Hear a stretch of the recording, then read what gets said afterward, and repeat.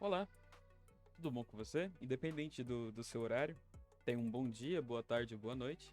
Eu me chamo Luan, eu faço parte do grupo 3. O grupo 3 ele é formado pelo Fábio, por mim, Luan, e pelo Renato. Eu irei falar sobre as arquiteturas CISC e RISC. Vou definir o que são elas, a aplicação e as principais diferenças. Introduzindo, o uso do computador ele é essencialmente importante no nosso dia a dia, tanto para jogar como para trabalhar. E o equipamento, o elemento principal desse computador, ele é o processador. Ele transforma os nossos dados, né, em informações que o computador consegue ler. O processador ele é um microchip responsável pelos cálculos, gerenciamento e é responsável por todas as funções lógicas, desde as mais simples às mais complexas. Basicamente, as três funções do processador são as de receber as entradas de dados, processar esses dados e fornecer a saída desses dados. Em relação às características, o processador possui frequências, núcleos e memória cache. Nos processadores, existem tipos de arquitetura, que por meio de instruções decodificam e executam operações aritméticas e lógicas. As empresas Intel, fabricantes de processadores, as mais renomadas e as de mais sucesso, por exemplo, elas possuem arquiteturas que buscam entregar, elas possuem tecnologias diferentes, que querem entregar os mesmos resultados com tecnologias diferentes. Dentre as arquiteturas de processamento, o CISC e o RISC são as mais relevantes e mais utilizadas atualmente. Dessa forma, o objetivo presente desse trabalho é definir o que é a CISC e a RISC e como demonstrar como elas são aplicadas e quais as diferenças delas. Vamos um pouquinho para a história aqui. Em meados dos anos 70 foi desenvolvida a arquitetura CISC. Em inglês, ela seria algo como conjunto complexo de instruções, Instruction Set Computing, com o objetivo de suprir uma determinada necessidade daquele momento, onde os programadores eram muito caros, quando comparados com os valores do hardware, né? E a ideia foi que tirasse essa carga do software, do programador ali que está codando, e passar essa carga para o hardware.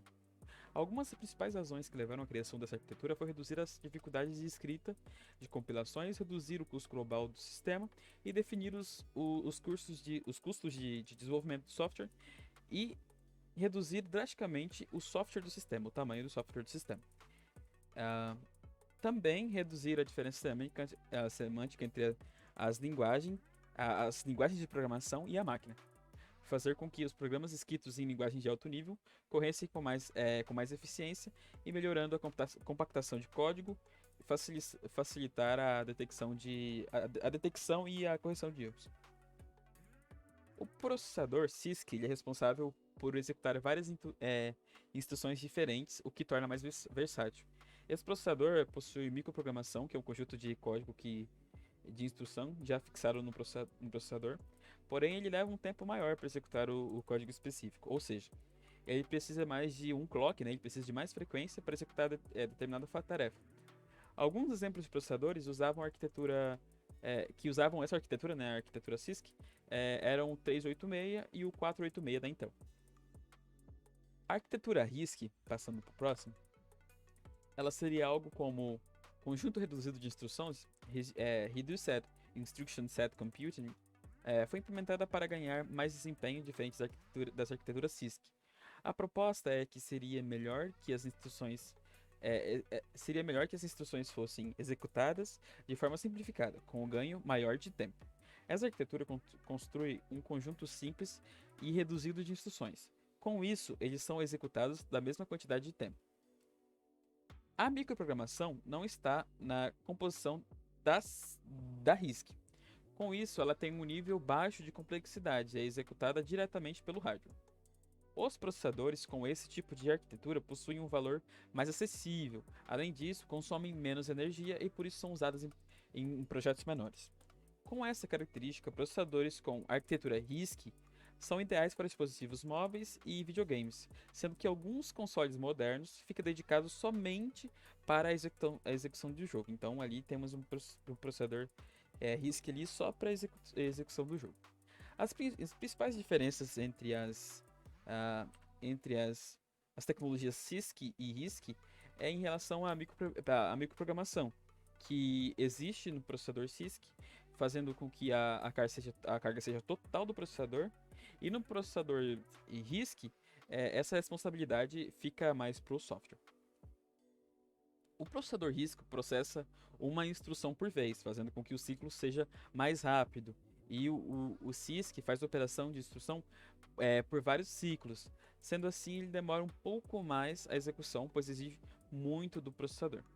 Na comparação entre as tecnologias CISC e RISC, é importante considerar a relação custo-benefício, sendo que o projeto RISC é consideravelmente mais econômico do que um CISC.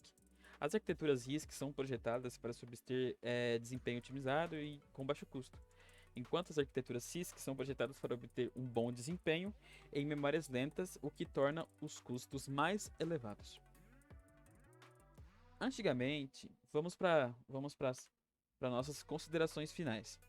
Antigamente, as arquiteturas CISC e RISC eram distintas e só eram encontradas em determinados processadores. Mas nos processadores atuais, existem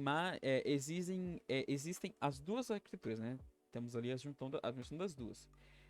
Eles são chamados de híbridos. Diante disso, não é possível definir qual é a melhor arquitetura, pois os dois tipos de processamento vão ser eficazes para cada determinado tipo de projeto, a função a ser desempenhada, e nos processadores híbridos é possível afirmar que ambas as arquiteturas se completam. Essa foi a nossa apresentação. Eu queria agradecer a todos que assistiram. Obrigado por assistir e até a próxima.